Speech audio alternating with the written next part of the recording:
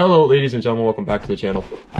My name is Mark Roden and today we are doing a good, bad, and ugly on a Mark 5 Supra? What?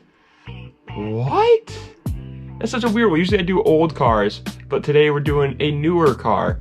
Why? I don't know. I just was like, you know, I want to do a newer car. Let's do a Mark 5 Supra. I like the Mark 5 Supra. So we're going to go with the Mark 5 Supra. Obviously, this car hasn't gone through its whole cycle yet. And so we're going to just go up to, based on today, which is the end of November in 2021, in case you guys are wondering. And yeah, also guys, if you want to buy some merch to support the channel, head on over to www.smoothstance.com/shop to pick yourself up a hat, shirt, or shorts. Link is also in the bio if you want to pick something up. It helps support the channel. If you don't want to, it's fine. Just watching the video supports the channel too. But if you want to buy something, go right ahead. Anyway, guys, let's get right into the video. Alright, so the car, the Mark 5 Supra, launched in 2019. And obviously the car is still in production today. So it's going to be a little bit tough, and it has been out for very little time, so we still have like much more to come. But as of right now, the end of 2021, the car is only offered as a two-door four-seater coupe and has two different trim levels to it. It will probably stay a two-door four-seater coupe. I can't see them making anything different with it, but they'll definitely will add a couple different trim levels to this car in the future. So let's just get that out of the way. We got the base model package, and now we got the GR Supra, which is definitely the one to get, the one that everybody else wants. There is like some limited edition models, like launch edition, stuff like that, but those they're pretty much the same, just with different little things on them that don't actually change anything, so we're not going to go over those. Anyways, the car comes with two different engine options. It comes with the base model, comes with a 2-liter turbocharged inline 4 that makes a nice 255 horsepower, and then the GR Supra, the powerful puppy, comes with a 3-liter twin turbocharged inline 6 that makes 382 horsepower, and that is definitely a huge jump in performance. Now, both these engines I'm pretty sure are available in each other, so I think you could get a base model with a 3-liter twin turbocharged inline 6, and I think you can get a GR Supra with a 2-liter turbocharged inline 4, but I just wanted a way to put them differently so that you guys can see the difference in them. But don't think that just because you buy a base model Supra that it's gonna definitely come with the inline 4, because I'm pretty sure you can get it with the inline 6 too. Now, both these engines are BMW engines, and so some people just hate that, but to be honest, all that means is that they both can be modified to be something great, and that's exactly what they do. BMW has always been so good at that. BMW is just like, hey, here's an engine, it has 300 horsepower, go nuts, you can get 1,000 horsepower. So many people have already built some insane horsepower numbers with these engines, and we have only touched the surface of what they're capable of. It's like the ocean right now. So yes, it may not be ideal to you, but if you really think about it, it's still a hugely modifiable engine. All right, it's just not made by Toyota. It's not that big a deal. People swap engines all the time anyway.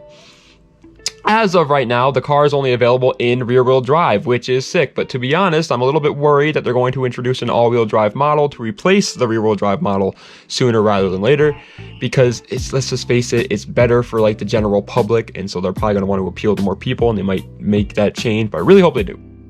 And by far the saddest thing about the new Supra is it's only available as an 8-speed automatic transmission with paddle shifters, which just, yes, it makes it faster, but it takes away from the driving experience. Toyota, what are you doing, man? I want a manual. But guys, before we get into the video, I want to just announce the winner of the giveaway for last week of the SmoothStance t-shirt is Draco Media on Instagram, which is actually super exciting because the man is always on the channel. I've seen him around the channel quite a bit, and so I know he's an actual supporter of the channel, and he's not just some random guy who found one of the videos, commented his name, and got a free t-shirt out of it. I know he's somebody that's actually been a fan of it, so I'm happy to see that. Yeah, Draco Media, I'm going to contact you on Instagram, and we'll get it all sorted out, but just remember to check your Instagram DMs so that we can figure it out. For everybody that did lose, by the way, don't get discouraged. All right, we'll definitely be doing a couple more of these giveaways in the future. It was fun to do, and it's just a t-shirt. Like, it's not like it's not something huge where it's like, you know, I'm losing all my life savings for it, but it's also not something that's like very small. So anyway, Draco Media, congratulations. I'll contact you on Instagram. Let's get right into the video. Now let's get into the modifying scene, and these cars are all over the place. Obviously, for the most part, not anybody out there can get their hands on one since they're very expensive and they're brand new. So the people that do modify them usually go to the absolute extreme. Those builds are extremely nice. We have some like insane like Formula Drift builds for drifters. We have like huge 1,000 horsepower street car builds for the drag guys. And then there's like full wide body, beautiful paint, just everything is perfect on the car. Show car builds, and since they just like came out and the general public can't yet touch them, they haven't been kind of like adopted into a certain subculture like most of the good, the bad, and the ugly videos we've done so far. So I can't like say, like usually with those older cars that I talk about, usually they have been around for so long that people have found exactly what it is that they're good at and they can build it accordingly. Whereas this one is still being experimented on, and that's really cool to me. Like, we're living in the era of like trying to figure out what the Mark V Supra is best at, and since it's so expensive, all the rich people have them right now, and so all the rich people are building them, and rich people, when they build things, they go big or they go home, and so they have like insane builds right now, and so it's really cool to see. But damn, I wish I could be a part of that. Now it's time to get into the good, the bad, and the ugly. And the way this works, by the way, is first off, we go over the good, which are things that are just great about the car, and it's just stuff that you can't deny are amazing. Then we go over the bad, which are things that are like, take it or leave it. If you like it, that's good. If you don't, that sucks. And then we'll go over the ugly, which are things that are like, oh god, that's a problem, you know? And we're going to start off with the good, and right off the bat is the platform that it's built on. Like I said before, they can make some insane horsepower, but stock, yes, they aren't the best, but even after you start modifying them, they still handle really well and are very comfortable as long as you don't put cheap parts on them. Next is the aftermarket support is already through the roof, so that just is crazy. I can only imagine where it will be in a couple of years, because people, I mean, they're making some insane parts for the Mark V Supra, and it just came out, so there's so much out there. Next is the love that you're going to get just for owning one is huge, because let's face it, everybody loves a good Supra. Even if they don't admit it in the TikTok comment sections, they like them, okay? Sure, they're like, oh, yeah, Bmw Engine, Bmw Engine, I don't like it. They would definitely take one if they could, and it's a cool looking car. Next is the fact that they're rear-wheel drive. Sure, this could be a bad thing for you if you live in like a winter area, but I think it outweighs it since all the cars we get nowadays are all-wheel drive. You have plenty of options to choose from, so it's nice to see a little bit of a change with the sports car being rear-wheel drive, and thanks, Toyota. Next is the builds, man. They are freaking gorgeous. I'm yet to see an ugly Mark V Supra, and I think it's because racers can't afford them yet, to be honest, but still, it makes me happy. The builds right now are just, oh, so beautiful. All right, they're just so good. Please don't stop, Mark V Supra owners. You guys have some beautiful looking cars. Which also leads into the next one. It's one of the best looking cars to come out within the last decade, and I understand that you might think it doesn't look as good as like the Mark IV Supra, and that may be true, but look at it from like a, this is its own car kind of perspective, and they don't compare it to the Mark IV Supra, and you will love it, I promise. Now it is time for the bad, and right off the bat is the exhaust note. I personally love it, but I always let you guys decide, so here's a clip.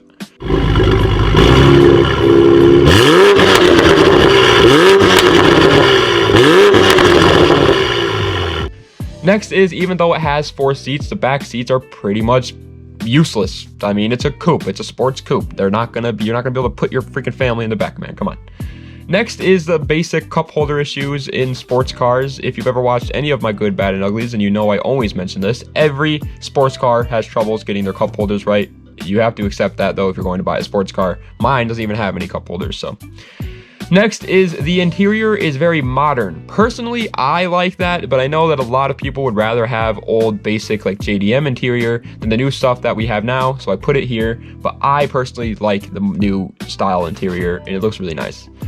Next is it has a BMW engine in it. I personally don't care, once again, and I think it's stupid that people care so much, but I will say I understand if you're like a huge Toyota fan and like you just love Toyota and you really wanted it to be like a successor to the Mark IV and you just wanted it to be like that, then yes, this could have been a huge punch in the gut, so I put it here to let you decide, but personally, just know that I think it doesn't matter and the BMW engine in it is still insane.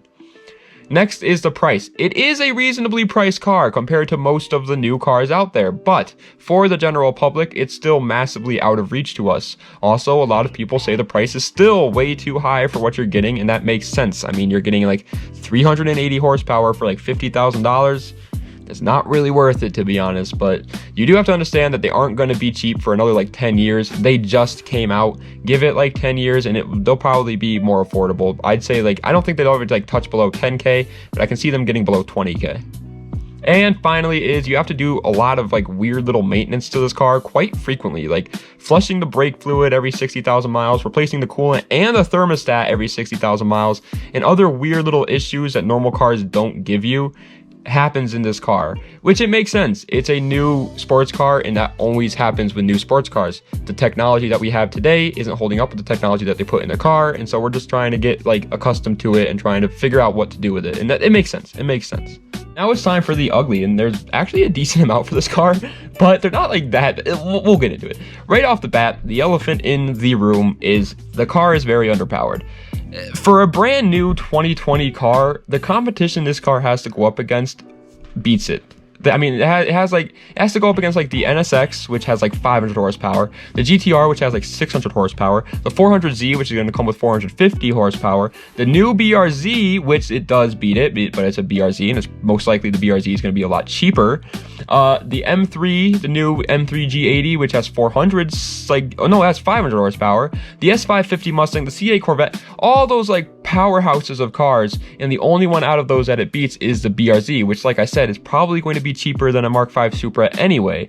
I think Toyota knew that people aren't going to keep them stock though, so they worried more about getting a good like tunable engine, and I will say I do like that about them, but for somebody that doesn't have any interest in actually modifying the car at all, then it's a pretty slow car for its price. Next is it only came with an automatic transmission. This sucks. I know, Toyota, that you wanted a car that can perform very, very well because the Mark IV Supra was such a success that you had to pull everything out of the bag to make just a really fast sports car. But come on, man. Some people would much rather just enjoy the driving experience of a beautiful Toyota while banging through gears rather than having a half a second quicker quarter mile time or whatever. No, I don't even think that affected, but you know what I mean. It's just not really worth it, in my opinion. I think they made a bad decision on that. I think they should have given us the option for a manual because, yes, a automatic transmission does perform better technically, but nobody really cares. Nobody cares too much about that. It's more fun to drive a manual. But if the rumors are true, then hopefully the 2022 model will come with a 6-speed manual. Fingers crossed. That's what people are saying on the streets, and I'm just hoping, all right? And finally, for the ugly is, it seems like the car is still in experiment mode. And what I mean by that is they're still trying to find like the perfect setup. I say that because based off of a lot of consumer reports, the car will like stall in warm weathers. It has trouble shifting sometimes, and the starter goes bad pretty often. It also has a problem with failing emissions. All of these, however, could be avoided with good maintenance. So I wonder if it's just the owners not knowing what they have to do to take good care of this car since it's so new, or if it's because Toyota built it poorly and they have a lot of issues with it. But if I were to guess, I'd just say it's because people don't know what they're doing. So, do I think that you should buy a Mark V Supra? Well, if you can afford a Mark V Supra, I don't understand why you're watching somebody who owns a $5,000 350Z, but yes, I do, all right? I think for almost anything, it's a really good option besides like daily driving, but that's just because it's a rear-wheel drive sports car, and you're just gonna have better luck with something like a Camry or something with all-wheel drive.